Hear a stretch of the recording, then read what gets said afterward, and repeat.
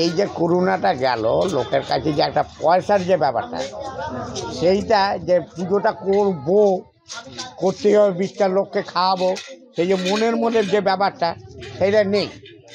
করতে গেলে তো পয়সার ব্যাপার আছে। একটা বাড়ির পুজো করতে গেলে সেটা চাঁদা তুলবে না, তারপর নিজের পকেট করতে 50টা লোককে খাওয়া আর 100 লোককে খাওয়া। সেই যে একটা পুজো করবো, ওই লোকজন ওই নম করে পুজো করে ছোটোখাটো করে ছেড়ে দিই।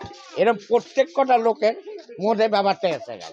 ছোট ছোট ওই পয়সার দিক দিয়ে পুজো করবো, ছোট করবো, তাতে পয়সার দিক দিয়ে ঠিক আছে। পয়সা তো লোকের কাছে সেই আর নেই, 5,000 10,000 ঠাকুর নেবো সেই ভাবটা নেই লোকে। উঠে গেছে মনের মধ্যে পয়সার মেন তো, মন তো খুশি হয় পয়সার দিন, পয়সাই তো হাতে নেই।